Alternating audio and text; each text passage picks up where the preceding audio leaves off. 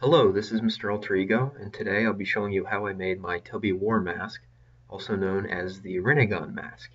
Now I know a lot of you asked for a more detailed tutorial on how I make my masks, so this is going to go through some of the steps in depth and show you exactly how I made it. The process I used to make this mask was one of the better ones I've used. It involves making a clay sculpt of the mask, this would be a positive, and then making a silicone mold of that mask, this would be a negative impression, and then you extract the clay from that silicone mold and pour in a liquid resin, which then hardens, and you're left with a resin positive of your mask, which you can wear. If you're having trouble understanding the concept of molding and casting, I have a link in the description that explains it a little better. The mold I used to take a negative of the clay sculpt was composed of two parts. The first was a thin silicone layer that captured all the detail of the sculpt, and the second was a rigid fiberglass shell that helped the flexible silicone maintain its shape. Alright, so the first step in making this mask is going to be sculpting it. Now when you sculpt the mask, you're going to have to sculpt it exactly the way you want it to look, because once you cast it in resin, it's just going to be an exact copy of your original sculpt. To start off your sculpt, you're going to need an armature, or something that you can build your clay on top of. Now ideally this would be a life cast of the person who's going to be wearing the mask. By using a life cast and building your clay on top of that, it helps you avoid a lot of problems with fit that I ran into later. Because I was on a budget and didn't have the money to make a life cast of myself, I ended up just using a styrofoam ball I bought at a craft store and some scrap pieces of wood to make a pseudo armature here. Now using an armature like this, you're not going to get a guaranteed fit, and you're going to end up using a lot more clay to build up to the shape you want. Here you can see some nails I attached to the styrofoam ball. These will help hold the clay to the styrofoam and keep it from falling off and destroying the sculpt. To make the sculpt, I used natural white water-based clay that I got at a craft store. I ended up using about 20 pounds of clay to make this sculpt. Just like with making any prop replica, you want to make sure you start with plenty of reference pictures. Here you see I have a couple of pictures taken from both the manga and the anime. This ensures that you'll make the most accurate prop you possibly can. Because I'm not sculpting on top of a life cast of myself, there are certain precautions I had to take to make sure the mask would fit. This involved taking still shots of my face, both looking forward and in profile, and then printing these out at full scale and cutting them out to make a series of templates. These templates were then compared to the clay sculpt as I sculpted to make sure that the mask would be bigger than my actual face. You want to make sure your sculpt is quite a bit bigger than your templates, so that when you cast it, you'll have plenty of room on the inside. I built the sculpt to the proper size and shape by adding small pieces of clay to the sculpt and then smoothing the surface with a metal plate. Once the mask was the correct size and shape, I went in with a paintbrush and some water to smooth the surface further. I carved out the eye holes by pressing a round cookie cutter into the sculpt where I wanted the eyes to be, and then scooping out the clay inside the cookie cutter using wire loop sculpting tools. I made the comma mark on the forehead using the same technique, but not digging in quite as deep. I also used a compass to make sure all the eyes were in the right position. I carved out the tail of the comma using the same wire loop sculpting tools and a piece of paper to use as a template that ensured that all the commas were exactly the same shape. To make a 3D Renegon ring pattern on the mask, I traced a series of concentric circles onto the mask using a compass, and then carved out the lines with a wire ring sculpting tool. Once the ring pattern was sculpted, I did some general touch-up around the eyes and ridges and smoothed the whole clay surface with a damp sponge. At this point, the mask was finished and ready to be cast in silicone. Before I applied the silicone to the sculpt, I sprayed the sculpt down with a layer of Krylon acrylic crystal clear sealant. The crystal clear will preserve your detail and also make a barrier between the clay and the silicone so that the water in the clay doesn't inhibit the silicone from curing. Now that you're done with the most labor-intensive part of the build, you can move on to the fun stuff. This is Rebound 25 mold making silicone. It's specifically made for casting. It's made by Smooth On, and I highly recommend this stuff. It's by far the best mold making silicone I've ever used. It self-levels, it doesn't make a lot of bubbles if you mix it properly, and it has a pretty good tear strength. So if you're going to be using silicone as your mold, I really recommend this stuff. Another great thing about Rebound 25 is that, like all smooth-on silicones, it's mixed in a simple 1-to-1 ratio. Once you've measured out equal parts A and B, mix them together, being careful not to add air bubbles into the silicone. Then you can start applying it to your sculpt. You want to start from the top down, pouring the silicone onto the top of the sculpt and letting it run down. Because Rebound 25 is self-leveling, it'll make an even coat over the entire sculpt, and you don't have to worry about thickness so much. You just want to use a brush to get the silicone into all your details, all the ridges and eye holes.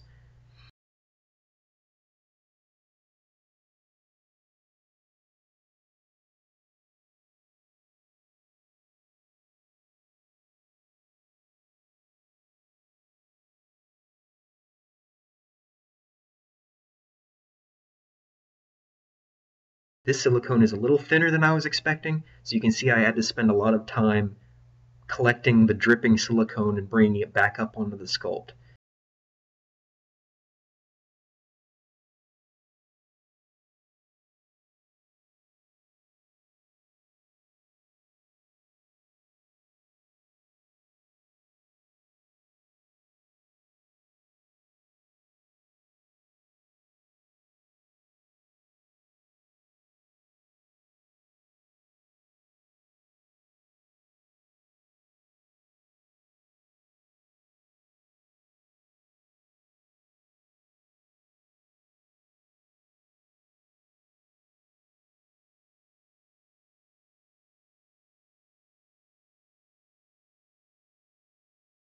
Rebound 25 sets in about 15 minutes, so you just pour it onto the top, let it run down the front, and if you see any start to drip off the bottom, just bring it back up onto the sides or the top of the sculpt with a brush and let it keep running down. This first layer of silicone is going to be very important because this is what's going to capture all your sculpt's detail. So you want to make sure you're getting all that silicone into every little nook and cranny of your sculpt. This is probably the most critical part of the mold making process.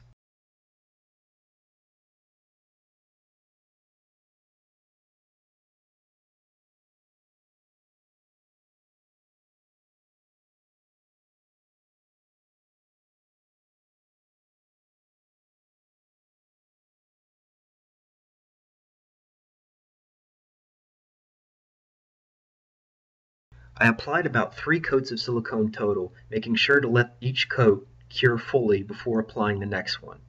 This gave me an overall thickness of about a 1/4 inch, which may not seem like much, but because Rebound 25 has such a high tear strength, you really don't need to make an overly thick mold. Here's what the sculpt looked like after all 3 coats of silicone. Since I had a little bit of silicone left over after one of the coats, I poured some into a chocolate candy mold to make these little keys. Keys are just basically little knobs that you attach to the silicone surface. This would be the outside surface, so that when you apply your fiberglass mother mold, the fiberglass has a way to grip the silicone and keep it from collapsing on itself. Once the silicone keys were attached to the outside of the mold with a little bit more silicone, I was ready to make the rigid mother mold. Again, the purpose of the mother mold is to help the silicone mold hold its shape once the clay is removed. If you didn't have this rigid outer shell, the flexible silicone could collapse on itself and give you a deformed casting. Unlike with the silicone mold, with the fiberglass mother mold, I was going to have to make it in 2 pieces, divided down the center so that I could separate the 2 halves and remove the finished resin mask. I did this by building a wall of clay on top of the silicone mold that divided the mask into 2 halves down the middle. To make the fiberglass mother mold, I used a combination of Bondo fiberglass resin and fiberglass mat. Here you can see I mix the fiberglass resin with the catalyst as per the directions.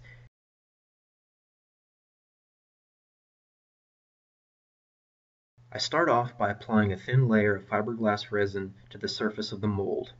I then rip off a small piece of fiberglass mat and stick it to the patch of resin I just applied. Once that's in place, you just take a little bit more resin on a brush and dab it into the fiberglass. You'll know that the fiberglass mat is properly saturated with resin when it turns from an opaque white to clear. Then I just repeated that process all over the silicone mold and clay wall. I did about 3 layers of fiberglass total. You can do this all in one shot. In fact, it's easier to do it that way rather than letting the first layers cure. Once the fiberglass resin had cured, which took about a day, I peeled off the clay wall so that I had a large flange of fiberglass running down the center line of the mask. This is going to be the separation point between the two halves of the mother mold. This seam is going to be where you pry on the mother mold in order to open it, so you want to make sure that you apply plenty of fiberglass to this flange area. At this point, it was time to build up the second half of the fiberglass mother mold. Now, if I applied fiberglass to the second half of the mold the way it is now, the two halves of the mother mold would bond together permanently, and I wouldn't be able to separate them to extract my clay sculpt. So what I did was I took a little bit of aluminum foil and applied them to the flange. This acts as a barrier between the already cured fiberglass and the fiberglass I'll be adding shortly, and keeps it from bonding together permanently. Once the second half of the fiberglass mother mold was applied and cured, I now had a finished mold that was ready to be separated. Here you can see my layer of aluminum foil that worked perfectly in preventing the two halves from bonding together. At this point I was pretty excited to see how the mold turned out, but before I could open it up and extract the clay, I had to drill a series of holes through both flanges. I did this so that when I was ready to cast, I could easily attach the two halves of the mother mold and hold them together with bolts. These bolts could then be removed so that I could separate the mother mold and extract my finished cast. We'll see this in action later. Once I had drilled the holes in the mother mold, I was finally ready to demold the sculpt and see how the silicone mold had turned out. I did this by sliding a putty knife in between the two halves of the fiberglass mother mold and then using a screwdriver to carefully pry them apart. Here you can see the two halves separate really easily, just showing that my aluminum foil barrier worked flawlessly. Once the mother mold was off, I just peeled off the silicone and I had my finished mold, which I was very pleased with.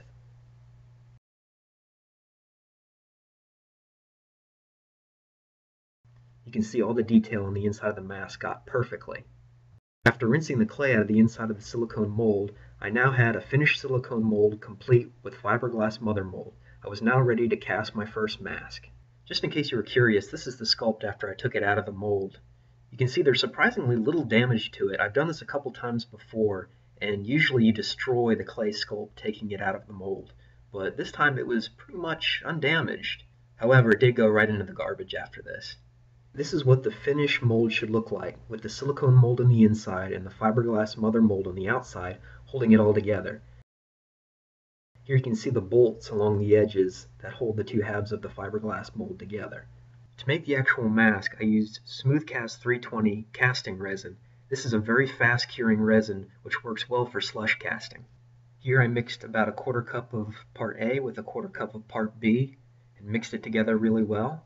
And then I poured it into my mold and sloshed it around on the inside.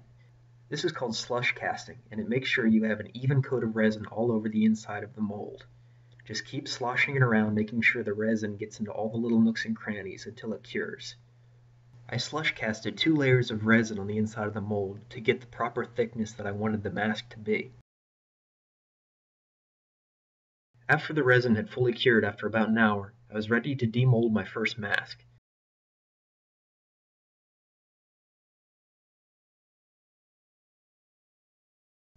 Here you can see I remove the bolts of the mother mold, separate the two halves, and then peel the silicone mold off of the finished mask. And there's my first raw mask. Here's the raw pole I used to make my final mask. I trimmed the flashing around the edges using a rotary tool and sanded the entire surface using a palm sander. If you have any gaps left by bubbles, you can fill them with a little bit of Bondo body filler and then sand the surface smooth. After I got the eye holes cut out, I couldn't resist putting the mask on for the first time. It fit pretty well, but it ended up being a little tight. This is where sculpting on top of a life cast would have really helped out. Luckily, I was able to make the mask fit a little better by trimming a little off the back.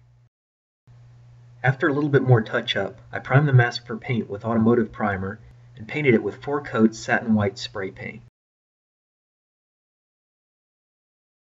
The inside of the ring pattern was painted by hand using acrylic black paint and a very small brush. After this, I attached the strap and the mask was completely finished. Here's some pictures of the finished Mr. Alter Ego Tobi War mask.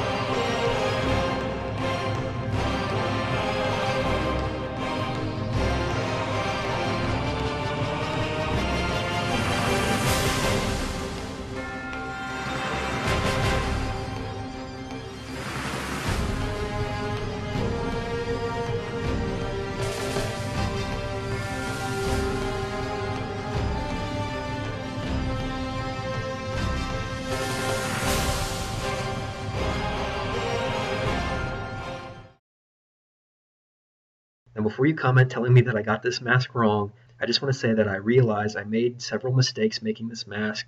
The first being the fit, that it didn't fit me as well as I wanted it to. And the second being the shape of the chin. It's a little too pointed and it's also askew. It's tilted off to one side a little bit. But for a first try, I'm extremely pleased with this mask, and it's definitely my favorite that I've made so far.